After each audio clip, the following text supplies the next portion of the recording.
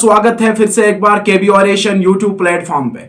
मैं आपका speaker Khubaib Bhatt आप सबका स्वागत करता हूं। आज हम बात करेंगे देश में हुए खतरनाक जुर्मों के बारे में, देश में हुए खतरनाक मर्डर्स के बारे में, कैसे हुए जिनकी वजह से लोगों के होश उड़ गए।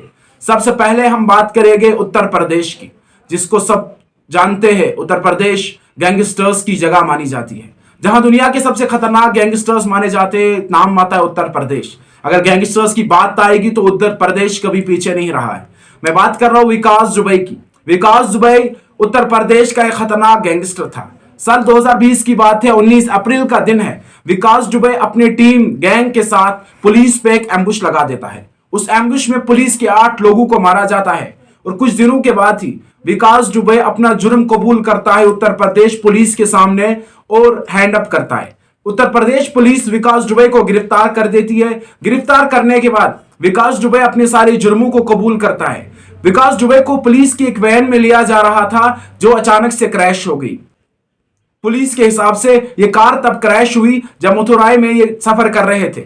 अचानक से जब कार क्रैश हुई तो विकास दुबे गाड़ी से नीचे उतरते हैं और एक पुलिस ऑफिसर से एक रिवॉल्वर छीन लेते हैं और गोलियां चलाने शुरू कर देते हैं। अब खतरनाक माहौल बन जाता है यहां पे जब विकास दुबे पुलिस वालों पे गोलियां शुरू कर दी। अब खतरनाक माहौल बन जाता है यहां पे जब विकास दुबे ने पुलिस वालों पे गोलियां चलानी शुरू कर दी। तभी पुलिस वालों ने अपने आप को बचाने की खातिर विकास दुबे पे वापस से गोलियां मार दी, जिसकी वजह से विकास दुबे की मौत हो गई। और ये कहानी का समाप्त होता है विकास दुबे का, उत्तर प्रदेश के खतरनाक गैंगस्टर का।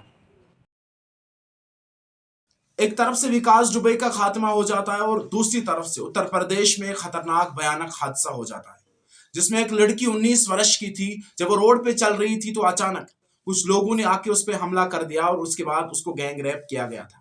जिसके बाद उस लड़की को वहां पे छोड़ा गया था। उसका स्पाइन फ्रैक्चर हुए थे, ब्लड वोमिटिंग हो रही थी और उसको हॉस्पिटल लिया गया था। लेकिन इंजरीज की वजह से, मेजर इंजरीज की वजह से अगले दिन हॉस्पिटल में उसकी मौत हो जाती है। मौत होने के बाद कुछ लोग जमा हो जाते हैं हॉस्पिटल के सामने जो प्रोटेस्ट करते हैं, जिसमें कांग्रेस भी शामिल हो जाती है। कांग्रेस के कुछ लोग भी शामिल हो जाती है जिनको लीड करते हैं चंद्रशेखर आजाद। और वो हॉस्पिटल वालों से कहते हैं, पुलिस से कहते हैं कि हमें इंसाफ चाहिए, इस लड़की के विक्टिम्स जो है उनको सजा मिले, उनको पुलिस अरेस्ट कर ले। उसके बाद गवर्नमेंट उन लोगों को 2.5 मिलियन रुपीस, इंडियन रुपीस दे देती है ताकि उनकी फैमिली सुकून से रहे और चैन से रहेगा। इस मर्डर केस का नाम था हथुरास रैप केस के नाम से इस मर्डर केस को आज सब जानते हैं दुनिया में, जो एक भयानक हादसा हुआ था उत्तर प्रदेश में साल 2020 में। विकास दुबे के बाद ये मर्डर हुआ था। जो बात करने जा रहा हूं तीसरे मर्डर की, वो एक ऐसी शख्स की कहानी है जिसको इस देश का बच्चा बच्चा भी जानता है। जी हां, मैं बात कर रहा हूं the great rapper of Sidhu Moosewala, जिनको 20 मई 2022 को मारा गया। सिद्धू मूसेवाला 20 मई 2022 को 4:30 में अपने घर से निकलते हैं दोस्तों के साथ, और उनके साथ एक नेबर होता है, एक कजिन होता है, एक नेबर होता है।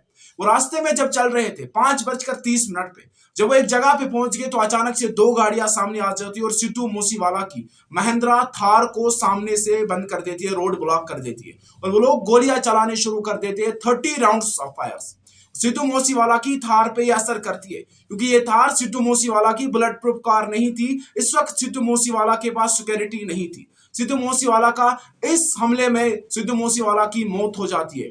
और इस हमले का जिम्मेदार कौन बनता है, आइए बात करते हैं। इस हमले को जिम्मेदार माना जाता है लॉरेंस बिश्नोई को, एक कैनेडियन बेस्ड गैंगस्टर को, जिसने ये क्लेम भी कर ली कि रिस्पॉन्सिबिलिटी ले ली, हमने सिद्धू मूसेवाला का कत्ल किया था। उनके बीच में कई सालों से चल रहे थे कॉन्फ्लिक्ट्स की वजह से इंडिया के सबसे बड़े रैपर सिद्धू मूसेवाला की हत्या हो गई उस हमले में, जिस हमले में लॉरेंस बिश्नोई के कुछ लोगों ने सिद्धू मूसेवाला पे अचानक से दिन दहाड़े गोलियां चला दी और सिद्धू मूसेवाला की हत्या कर दी। यह इंडिया के लिए एक सैड न्यूज थी उस टाइम पे, जब इंडिया ने एक बहुत बड़ा आर्टिस्ट खो दिया सिद्धू मूसेवाला के नाम का।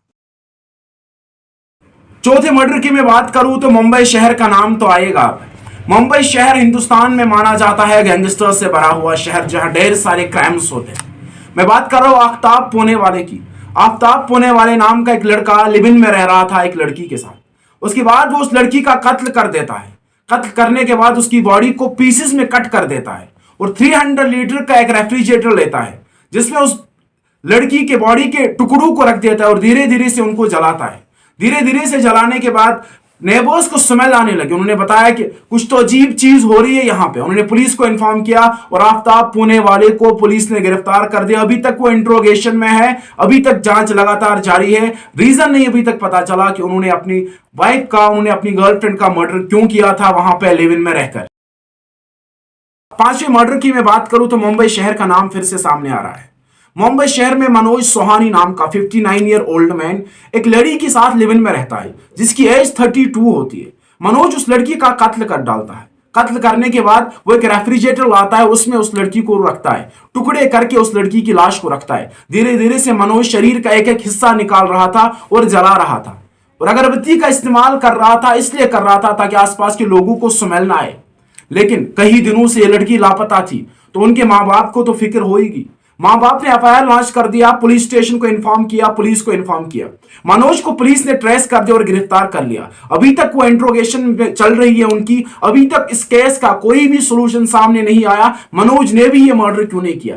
ऐसे भयानक हादसे हमारे देश में कई होते हैं, लेकिन कुछ हादसे सामने हो जाते हैं, कुछ हादसे पुलिस ले लेता है, आधे हादसों को तो दबाया जाता है, कोई को प्रेशर की वजह से दबाया जाता है, कई हादसों की तरफ तो ध्यान ही नहीं दिया जाता है। उम्मीद है हम सब मिलकर एक बेटर सोसाइटी चाहेंगे। ये मर्डर वाली सोसाइटी, किलिंग वगैरह ये सब हम पसंद नहीं करेंगे। हम सब मिलकर एक सोसाइटी बनाएंगे, फिर से एक डेवलप्ड सोसाइटी बनाएंगे। उम्मीद है आप सबको मेरी इंफॉर्मेशन पसंद आई होगी। आप सब अगर नए हो मेरी चैनल पे तो चैनल को सब्सक्राइब करके चले जाना ताकि हम और इंफॉर्मेशन आप सबके सामने शेयर करें इंडिया के बारे में और इस देश के बारे में और इस दुनिया के बारे में। जो भी इंफॉर्मेशन ट्रेंडिंग टॉपिक्स हो गए, केबी और एशियन, उन सबको आपके लिए लाएगा। Thank you so much.